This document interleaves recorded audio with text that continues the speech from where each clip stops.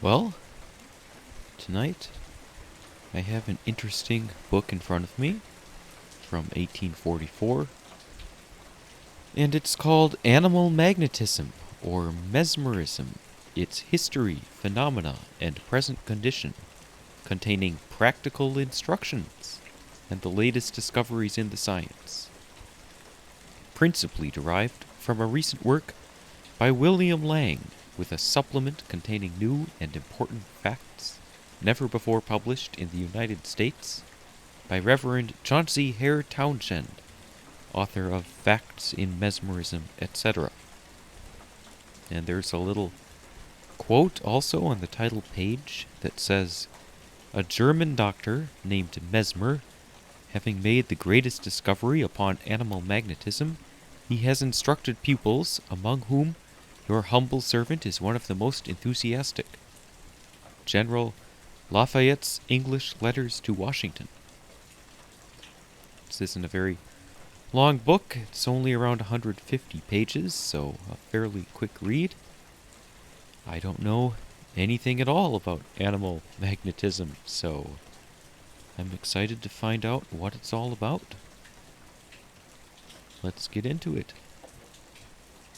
Preface. The time has come when public curiosity in regard to the great truths of mesmerism can no longer be warded off by the sneers of interested professional opponents. Both in Great Britain and the United States, the subject is at this moment attracting the deep and earnest attention of many of the noblest minds of the age. It is a very obvious principle, says the celebrated Dr. Chalmers, although often forgotten in the pride of prejudice and controversy, that what has been seen by one pair of human eyes is of force to countervail all that has been reasoned or guessed at by 1,000 human understandings. This great principle is beginning to have due weight with the liberal and intelligent. Mesmerism is, of all others, the science of facts. As Mr. Chevenix has well observed, in the whole domain of human arguments, no art or science rests upon experiments more numerous, more positive, or more easily ascertained. He adds that he had more than one conversation with Laplace upon the subject, about 1816 and 1817, and that the expression of that great philosopher constantly was, that the testimony in favor of the truth of mesmerism, coming with such uniformity from enlightened men of many nations, who had no interest to deceive and possessed no possible means of collusion, was such that, applying to it his own principles and formulas respecting human evidence, he could not withhold his assent to what was so strongly supported. The same writer remarks, in reference to the apathy with which the subject is received by physicians generally, "It would not disgrace the greatest man that England ever has produced to attempt an experiment or two upon a doctrine which Hufeland, Jussieu, Cuvier, Ampère, and Laplace believed. Nay, would it not disgrace him to condemn, without knowing anything about it, what they knew and credited? Is supercilious ignorance the weapon with which Bacon would have repelled a new branch of knowledge, however extraordinary it might have appeared to him?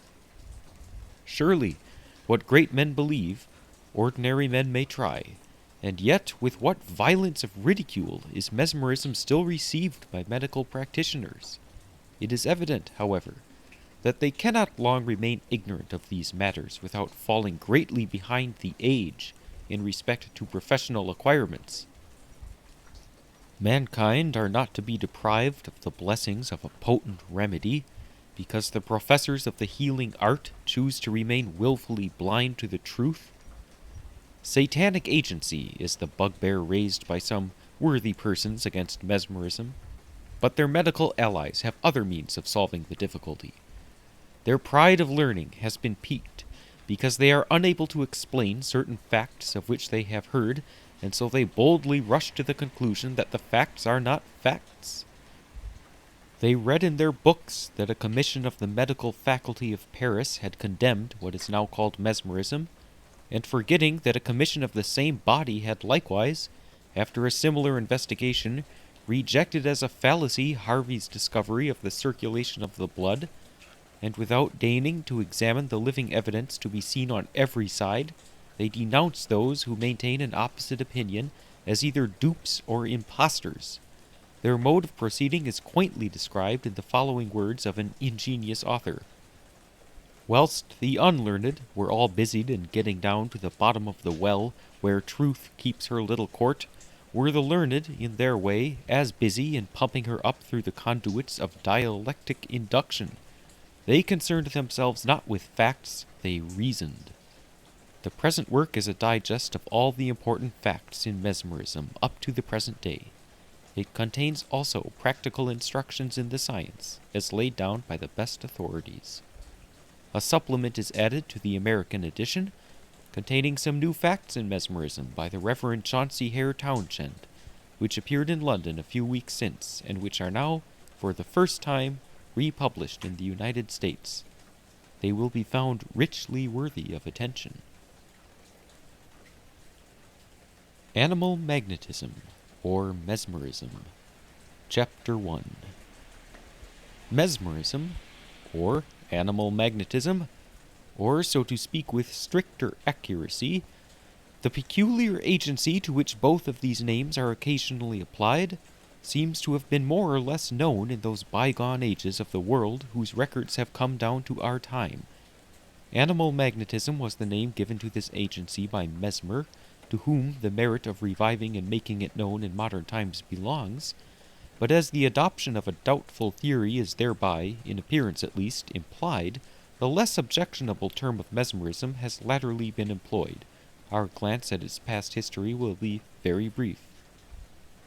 Without attempting to trace back to more remote periods those curious phenomena which we now class under the general name of mesmerism, it may be mentioned that early in the 17th century, Van Helmont, a celebrated continental physician, exhibited a knowledge of the subject in his writings, and in the year 1679, William Maxwell, an Englishman, laid down prepositions very similar to those which, at an after period, were brought forward by Mesmer.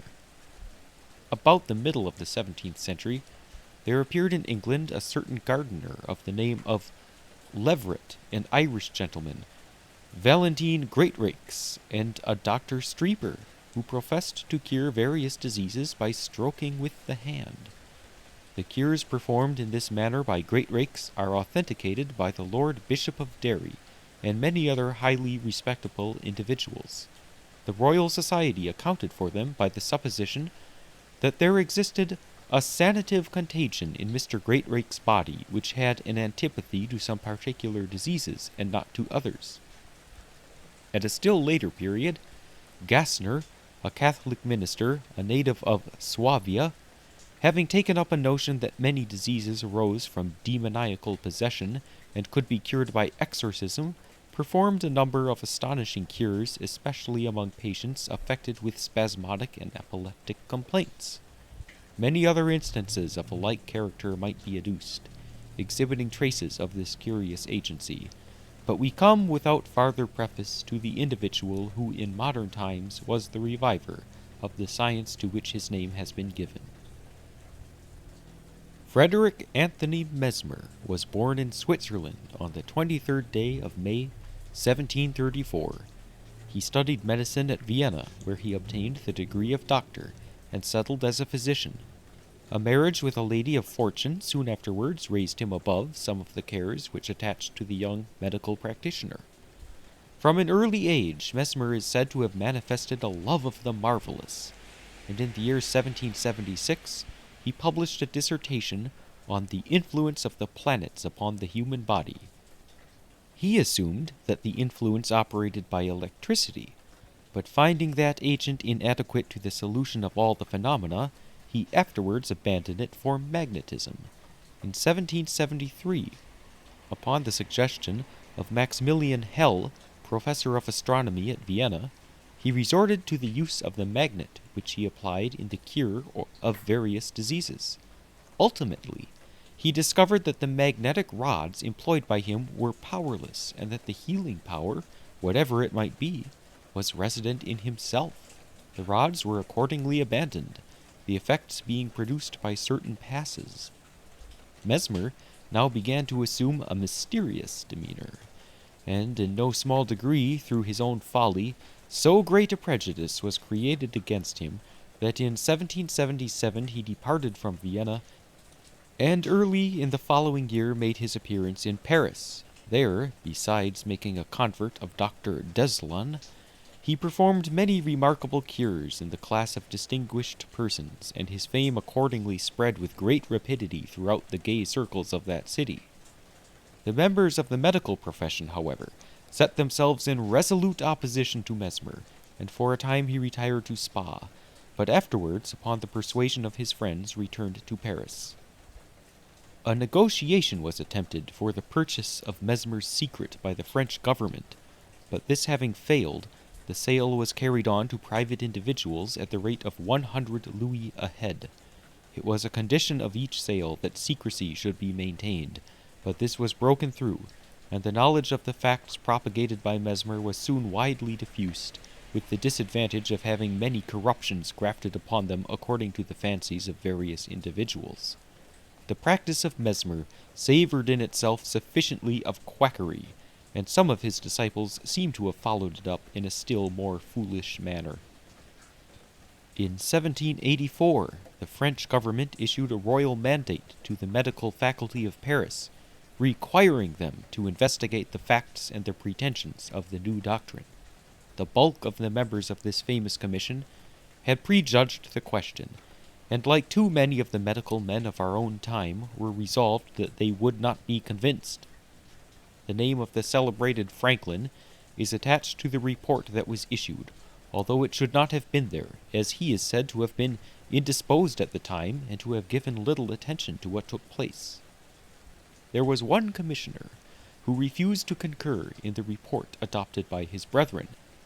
Jussieu, a physician of the highest eminence who devoted great attention to the investigation, published a special report of his own, presenting an entirely different view, and conveying an infinitely more favorable impression of the subject.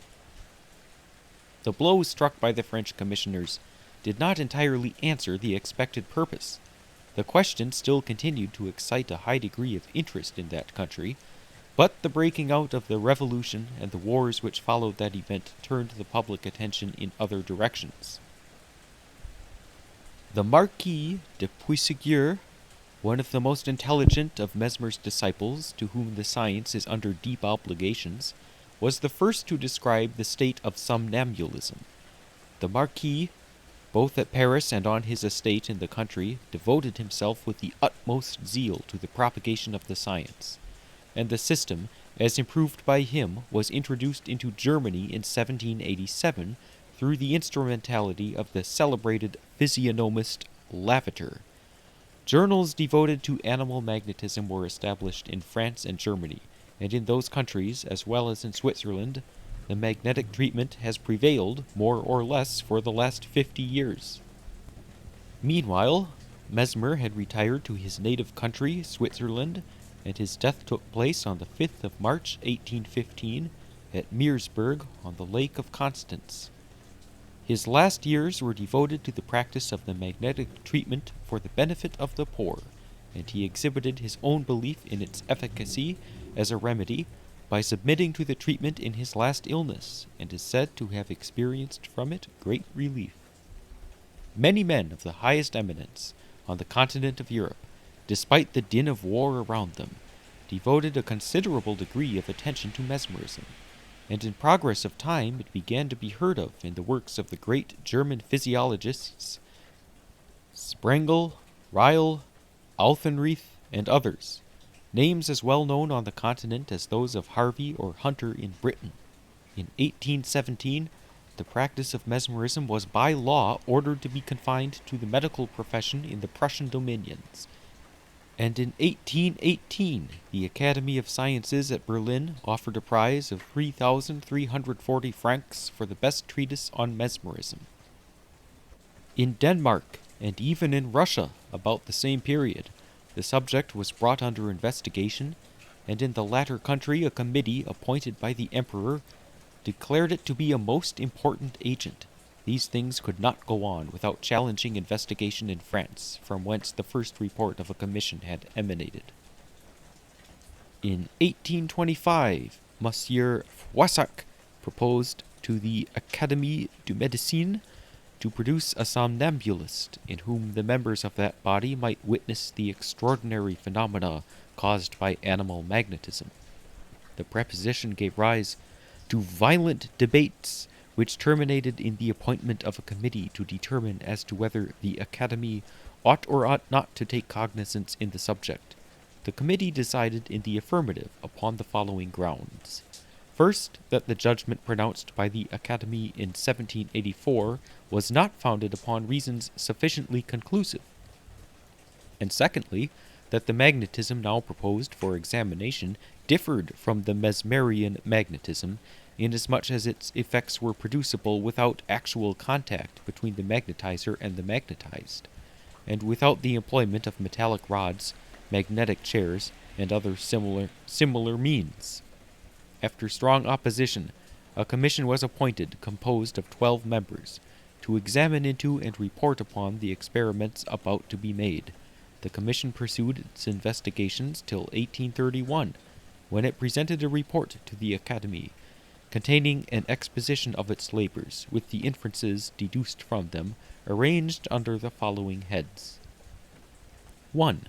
The effects ascribed to magnetism are null in most healthy individuals and in some invalids. 2. They are but little apparent in others. 3.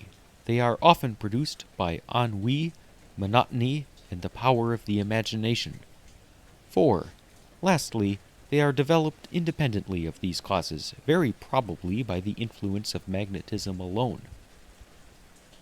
The somnambulist proposed to be presented to the Academy by Monsieur Froissac, who, he stated, would remove all doubt as to the power of magnetism, was the first person subjected to its operation before the commission. It appears, however, that the experiment was a failure, for the commissioners say in the report, "We must confess our inexperience, our impatience, our mistrust, perhaps too strongly manifested, did not permit us to observe any of the phenomena of somnambulism." It is unnecessary that I should follow the report in the enumeration of instances illustrative of the two first heads. The following cases will serve to illustrate the third position, it being sufficient to place the persons in situations in which they believed themselves magnetized to produce similar phenomena. Mademoiselle L. was magnetized 11 times at the Hotel Dieu, within the period of a month. At the 4th sitting, somnolency, convulsive movements of the neck and face, with other symptoms, occurred. At the 11th sitting, the magnetizer placed himself behind her chair without making any signs and without the intention of magnetizing. Nevertheless, she experienced more decided effects than on the preceding trials.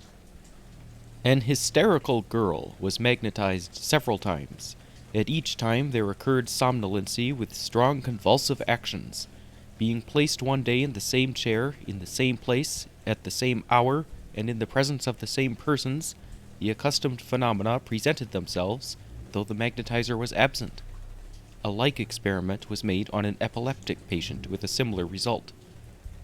The following is an abstract of some of the cases from which the commissioners inferred that the phenomena was produced by the action of magnetism alone. A child aged 28 months, subject to epileptic attacks, was magnetized by Monsieur Froissac. Almost immediately after the beginning of the passes, it rubbed its eyes, leaned its head upon one of the cushions, yawned, was agitated, scratched its head and ears, and seemed to struggle against the tendency to sleep. A deaf and dumb boy, aged 18 years, subject to epileptic attacks from a long period, was magnetized 15 times. The epileptic attacks were suspended and only returned after an interval of 8 months, which was unprecedented in the history of his disease. He experienced, besides, during the experiments, heaviness of the eyelids, general torpor, the inclination to sleep, and sometimes vertigo.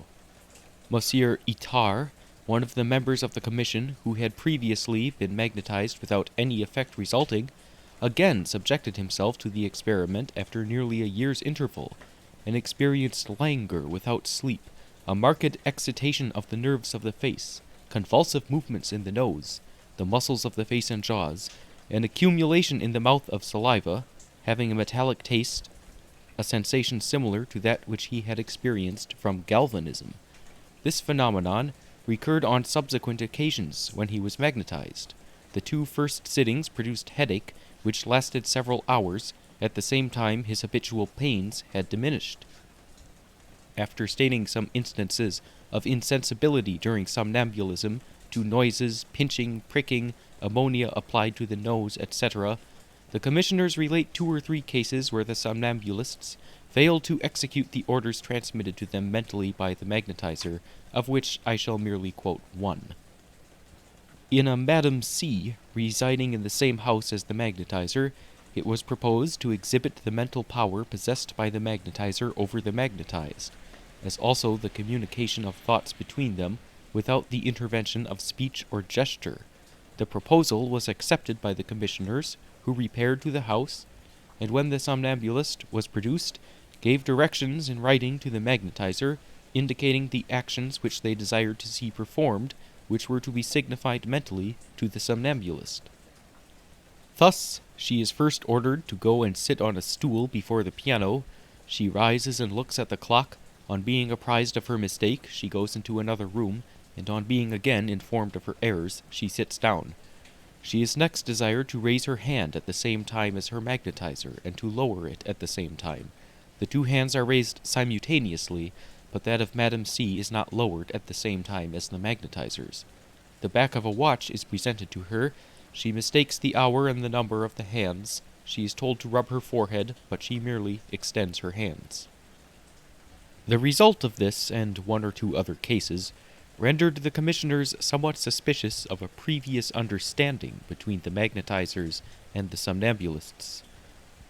Monsieur Dupotet offered to remove their doubts, and engaged to produce at will, and out of the sphere of the sight of those whom he would throw into somnambulism, convulsive movements in any part of their body, by the mere action of pointing towards the part which the commissioners should indicate. A man who had already been magnetized several times was consequently thrown into somnambulism, and after some trials upon his obedience, Monsieur Dupotet announced that the commissioners might produce the promised effects. Monsieur Marc, one of them, accordingly placed himself behind the somnambulist, and made a sign to Monsieur Dupotet to produce movements in the forefinger of the right hand, and afterwards in the toes. The somnambulist performed some movements, but not in the parts indicated. Similar movements, though more feeble, were subsequently made without magnetization, and the experiment was declared to be inconclusive. Mademoiselle Lemaitre, who has been already mentioned, when it was a question of the imagination in the production of magnetic phenomena, also presented this convulsive mobility, but these movements, resembling in their rapidity those which are felt on the approach of an electrical point, sometimes took place in a part to which the fingers were pointed, and sometimes also without the pointing of the fingers. They also occurred at a longer or shorter period after the attempt was made to produce them. Sometimes this phenomenon was exhibited in one sitting and did not appear at all in another. The approach of the fingers to one part was likewise sometimes followed by convulsive movements in a different part. It was chiefly upon Monsieur Petit, a teacher, aged 32, that the convulsive movements have been determined with the greatest degree of precision by the approach of the magnetizer's fingers. Monsieur Dupotet, says the report, presented him to the commissioners the 10th August, 1826, stating to them that the man was very susceptible to somnambulic phenomena, and that while in this state he, Monsieur Dupotet, could at his pleasure and without expressing it by word, produce in the parts indicated by the commissioners evident convulsive movements by the mere approach of his fingers to the parts. He was quickly somnambulized, and it was then that the commissioners, to obviate any suspicion of a concerted plan, placed in the hands of Monsieur Dupotet a note composed in silence, and at the moment in which they had stated in writing the parts which they wished to see convulsed. Following these instructions, he first directed his hand towards the right wrist, which became affected with convulsions. He afterwards placed himself behind the patient and directed his finger in the first instance toward the left thigh, then towards the left elbow, and then to the head. These three parts were almost immediately seized with convulsive movements. Monsieur Dupotet next directed his left leg towards that of the patient, who became agitated in such a manner as to be near falling. Monsieur Dupotet then brought his foot under the right elbow of Monsieur Petit, and the elbow became agitated. He then carried his foot towards the left elbow and hand, and very strong convulsive actions took place in the whole limb. One of the commissioners, Monsieur Marc, with the intention of obviating the slightest possibility of trickery, placed a bandage over the patient's eyes, and the preceding experiments were repeated with but slight difference in the result. Upon the combined and instantaneous indication of several of us, Monsieur Dupotet directed his finger towards the patient's left hand. On its approach, both hands were agitated. We desired that the action should be directed at the same time to both the inferior extremities. At first the fingers were approached without any results. Soon, however, the somnambulist moved his hands, retreated, and then agitated his feet. Mademoiselle Thiele and Monsieur Marc directed their fingers towards various parts of the body and provoked some conclusive movements. Thus, Monsieur Petit always had, on the approach of the fingers, convulsive movements, whether his eyes were bandaged or not, and these movements were more decided when a metallic rod, such as a key or the branches of spectacles, was directed towards the parts.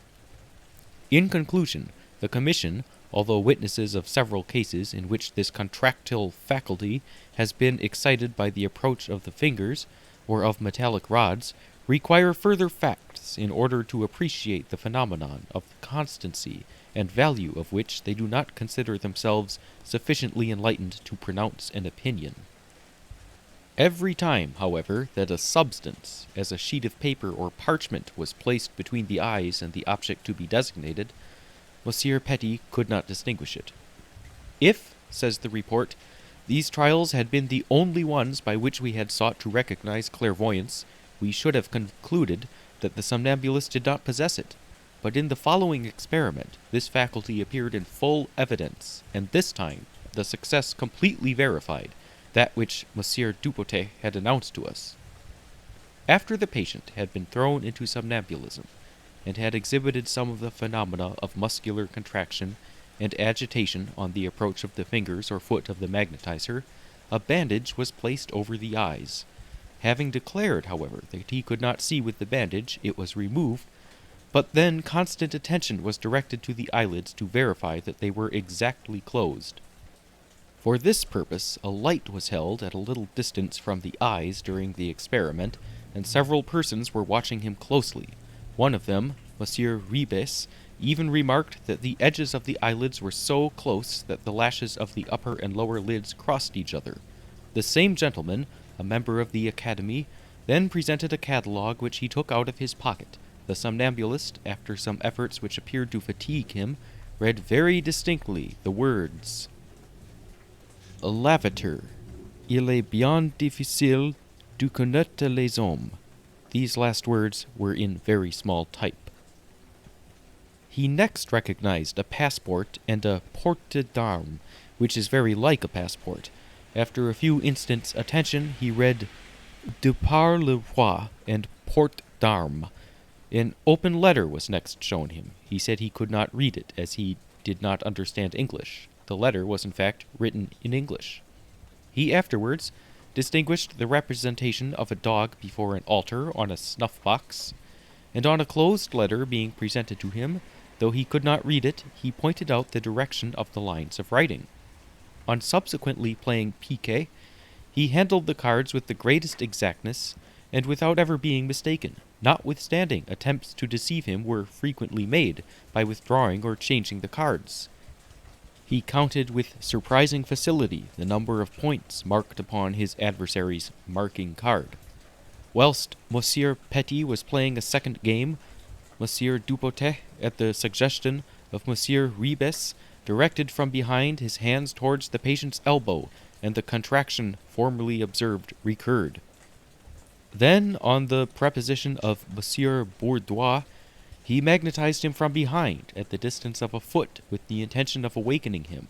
The ardor with which the somnambulist was playing opposed this action, which seemed to annoy and vex him. He several times carried his hand to the back of his head, as if he were suffering.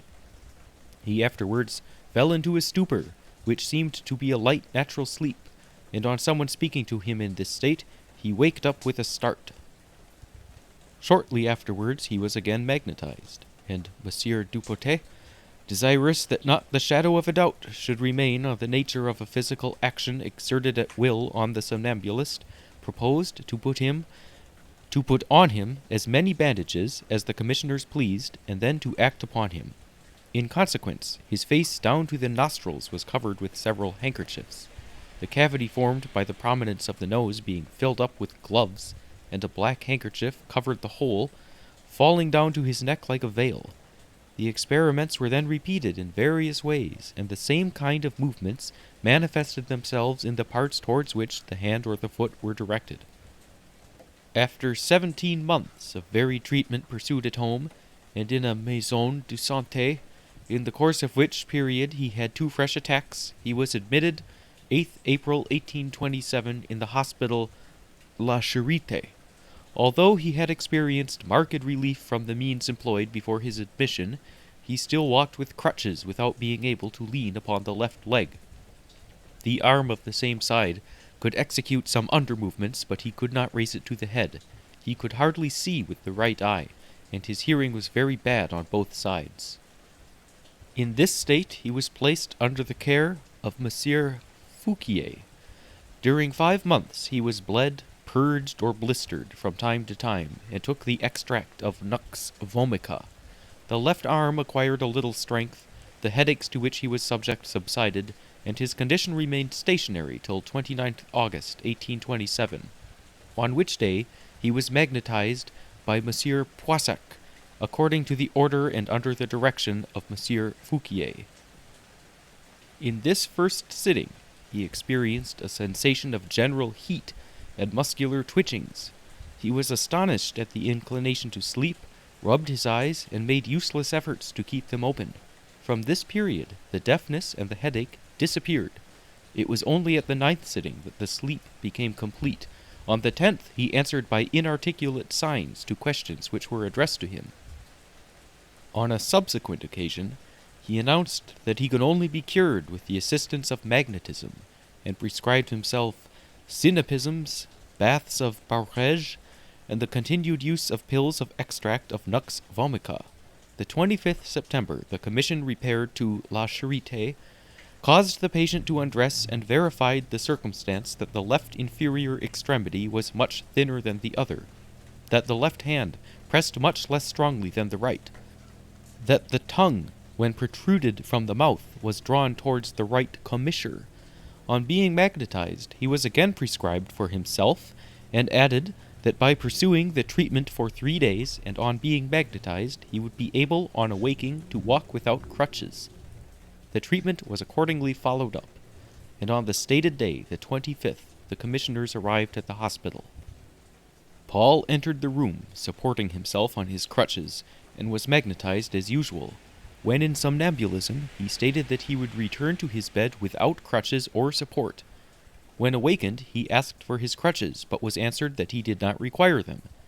In fact, he arose, supported himself upon the paralyzed leg, passed through the crowd which followed him, descended the steps of the conference room, crossed the courtyard to the foot of the staircase, which, after resting himself a minute or 2, he ascended with the assistance of an arm and the banister, went to his bed without support, to the great astonishment of all the patients, who till then had only seen him fixed to his bed. From that day he did not resume his crutches. When again magnetized, on the 11th October, he announced that he should be completely cured if a seton were established below the region of the heart. On being pricked with a pin on the eyelids, he evinced no sign of sensibility. The magnetic experiments in the hospital were at this period put a stop to by the administrative council. The patient, however, said he could not sufficiently praise the efficacy of magnetism, and was consequently removed from the hospital by Monsieur Foissac, who continued the treatment in a private apartment. On the 29th of the same month, the commissioners went to his apartment to ascertain the progress of the cure, which they found materially advanced. On being somnambulized, he showed increased strength, raised Monsieur Thiele from the ground, and on being told to descend the staircase, abruptly quitted his chair, took the arm of Monsieur Foissac, whom he left at the door, descended, and ascended the steps 2 at a time with a convulsive rapidity, which, however, became moderated when he was told to ascend only 1 at a time. When awakened, he lost his surprising increase of strength. His gait was slow but assured. He could not support the weight of his body upon the left leg, and he tried in vain to raise Monsieur Foissac. It must be observed that 2 days before this last experiment he had lost 2 pounds and a half of blood, had had blisters on his legs, a seton in the nape, and another on the breast. "You will consequently perceive with us, gentlemen," continues the report, "what a prodigious increase of power magnetism had developed in the diseased organs, since the whole strength of the body had been more than quadrupled. Paul afterwards renounced all medical treatment, desiring that the remedial means should be restricted to magnetism, and towards the end of the year, as he expressed the desire to be put and kept in somnambulism during 8 days, he was magnetized on the 25th December, and from that day remained in somnambulism till the 1st January. During this time he was awakened for 12 hours at unequal intervals, and in these brief moments of the waking state he was suffered to believe that he had only been asleep for a few hours. During the whole time of his sleep, the digestive functions were performed with increased activity. He had been asleep 3 days, when, still in somnambulism, accompanied by Monsieur Foissac, he set off on foot the 28th December from the Rue Mondovie, and went to find Monsieur Fouquier at the hospital, where he arrived at 9 o'clock. He there recognized the patients near whom he had slept before leaving, as also the pupils on service, and he read with closed eyes, while a finger was held on each eyelid, some words which Monsieur Fouquier showed him. The 12th of January, the commissioners once more assembled at the house of Monsieur Foissac, where were present M.E. de las Casas, deputy, the Count de Rumigny, aide-de-camp to the king, and Monsieur Segalas, member of the Academy. Monsieur Foissac stated to us that when Paul was in the state of somnambulism, a finger might be held on each of his closed eyes, and that notwithstanding the complete occlusion of the lids, he would distinguish the color of cards, would read the title of a book, and some lines in any part which might be opened. After a couple of minutes of magnetic gestures, Paul is asleep, the eyelids being held closed constantly and alternately by Messieurs Fouquier, Itard, Marc, and the reporter. A new pack of cards is brought, and the stamped envelope of the government torn off. The cards are shuffled, and Paul recognizes easily and successively the King of Spades, the Ace of Clubs, Queen of Spades, 9 of Clubs, 7 of Diamonds, Queen of Diamonds, and 8 of Diamonds. He also reads lines from a history of France, which the reporter had brought with him, as likewise a paper on which 2 words had been written.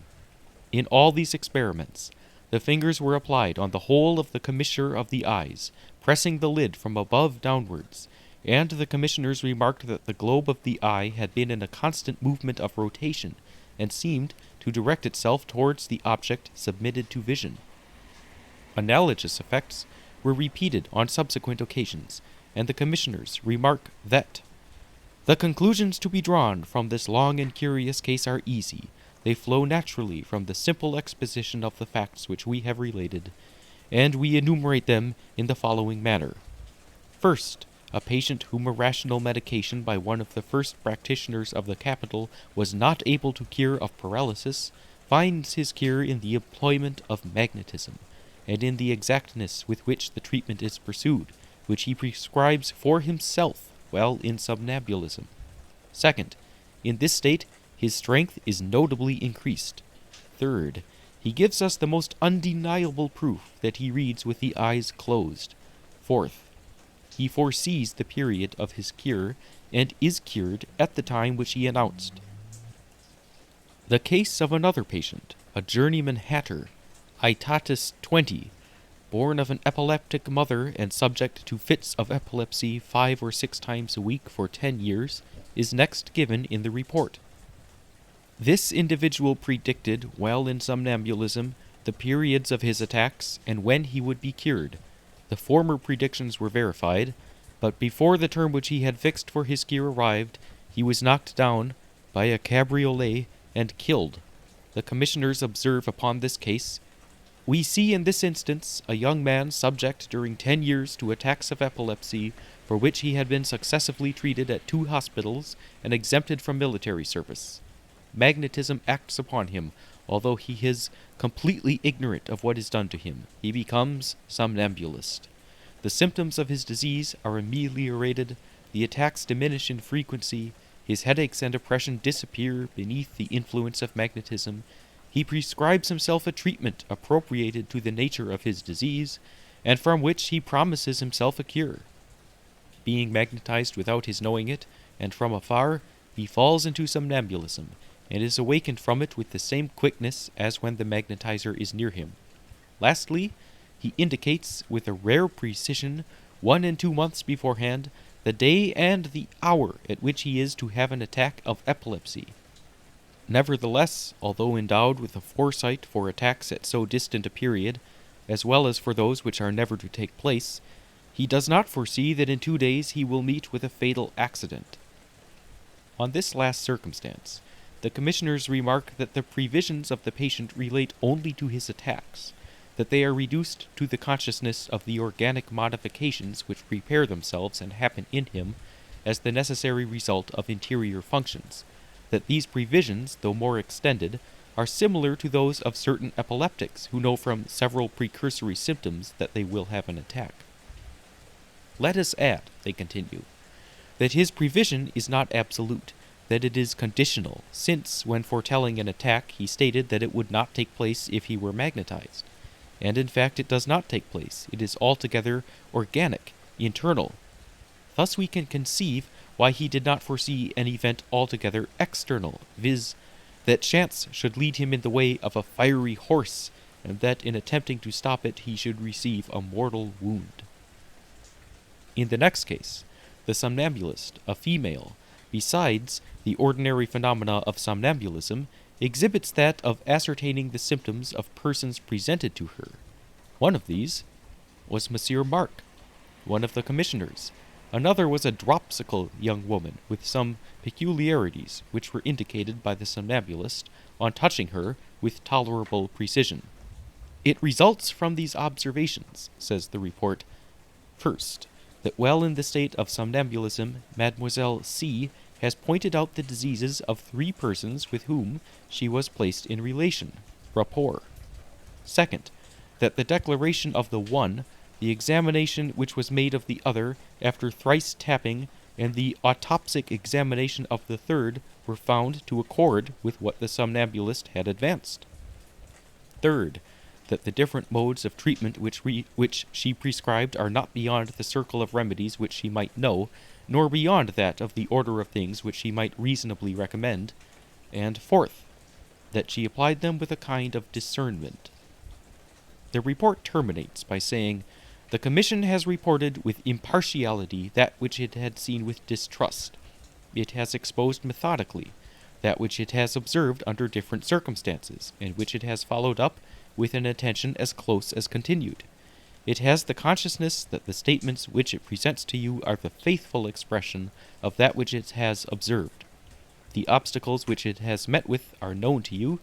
They are partly the cause of the delay which has occurred in presenting the report, although it has long been in possession of the materials. We are, however, far from excusing ourselves or from complaining of this delay, since it gives to our observations a character of maturity and reserve, which should lead you to confide in the facts which we have related without the charge of prepossession and enthusiasm, with which you might have reproached us if we had only recently collected them. We add that we are far from thinking that we have seen all that is to be seen, and we do not pretend to lead you to admit as an axiom that there is nothing positive in magnetism beyond what we mention in our report. Far from placing limits to this part of physiological science, we entertain, on the contrary, the hope that a new field is opened to it, and warranting our own observations, presenting them with confidence to those who, after us, will occupy themselves with magnetism, we restrict ourselves to drawing the following conclusions, which are the necessary consequence of the facts, the totality of which constitutes our report. Conclusions. 1. Contact of the thumbs or the hands, frictions or certain gestures termed passes, made at a little distance from the body, are the means employed to place in relation, or in other words, to transmit the action from the magnetizer to the magnetized. 2. The actions which are external and visible are not always necessary, since on many occasions the will, the fixed look of the magnetizer, have sufficed to produce magnetic phenomena, even when unknown to the magnetized. 3. Magnetism has acted on persons of different sex and age. 4. Magnetism does not generally act upon healthy persons, nor does it act upon all invalids. 5.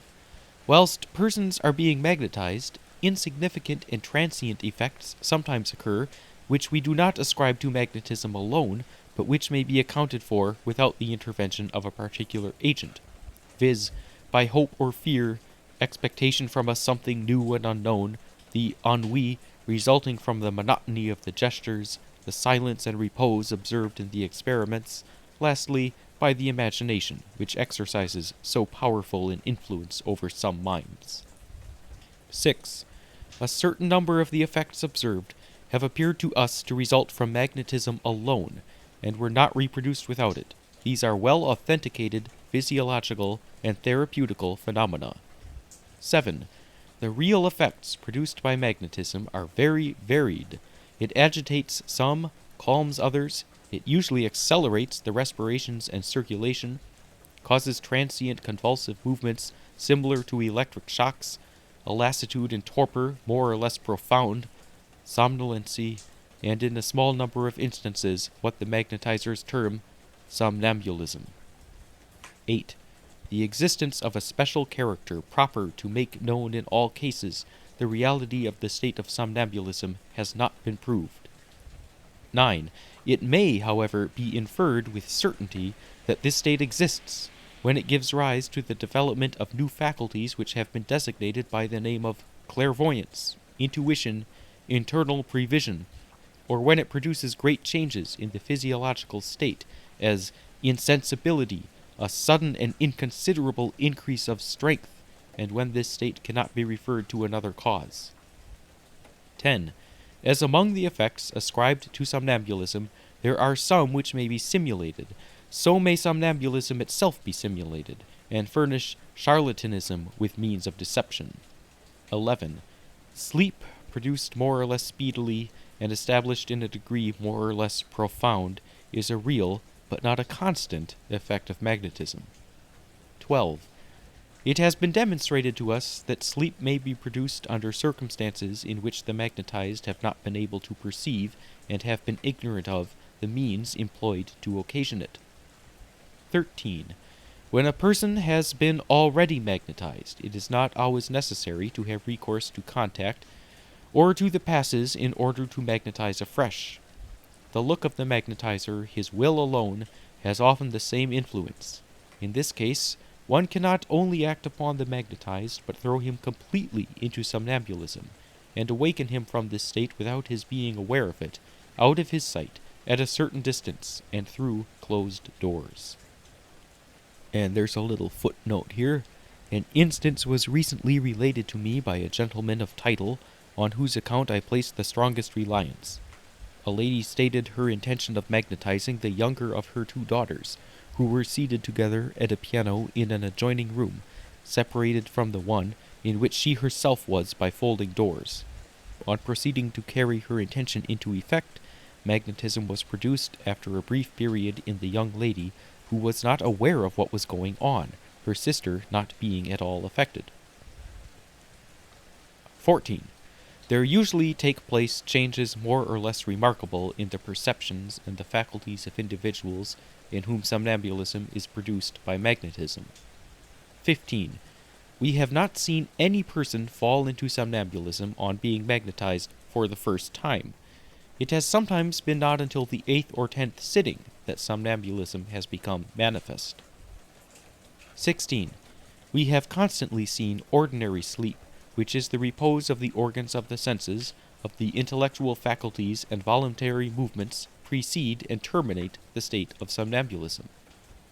17. When awakened, somnambulists declare that they do not recollect any of the circumstances of the state of somnambulism. 18. We have seen 2 somnambulists distinguish with closed eyes the objects placed before them.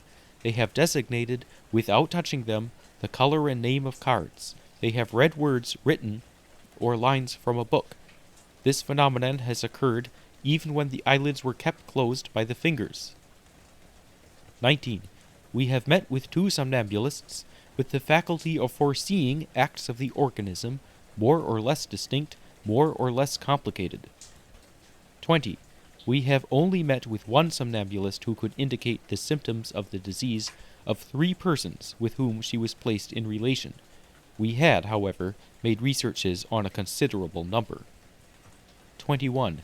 In order to determine with justness the relation of magnetism with therapeutics, the effects must have been observed on a great number of individuals, and experiments should have been made for a long period and daily on the same diseases. This not having been done, the Commission must restrict itself to saying that it has seen too few cases to be able to pronounce an opinion on this point. 22. Some of the patients magnetized have derived no advantage, others have experienced more or less marked benefit, viz., 1 patient the relief of habitual pains, another the return of strength, a third a suspension of several months of epileptic attacks, and a 4th the complete cure of serious and long-standing paralysis. 23.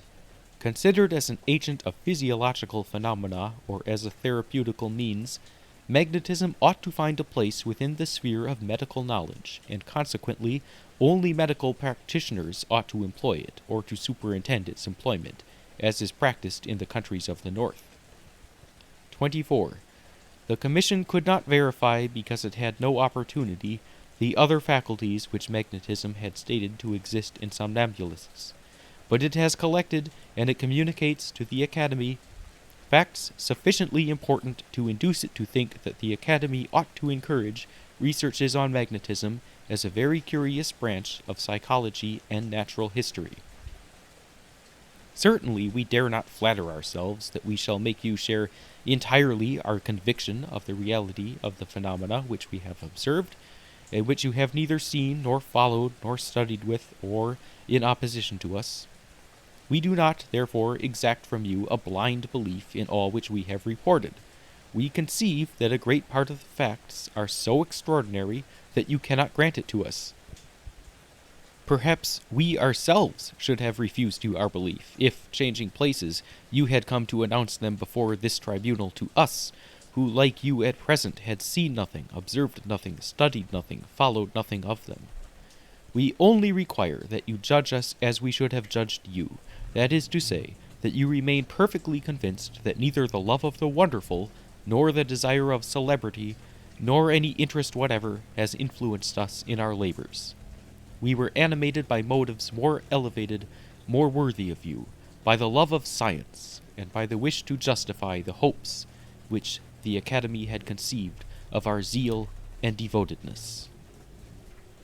Signed, Bourdois de la Motte, President, Fouquier, Genoux, Dumoussy, Guercent, Itard, Leroux, Marc, Thiele, Husson, Reporter. And that takes us to the end of Chapter 1. And let's hope, for all of our sakes, that we're also done with the French section of this book. I was struggling with the pronunciations there. Maybe in the future, before I choose something to read aloud, I'll make sure there aren't extended sections in France. You're not going to hear me reading Victor Hugo anytime soon or anything like that. But some strange things are happening in this book. It sounds like we've established a reasonable basis for belief in magnetism, and I'm interested to see where this goes. Tune in next time.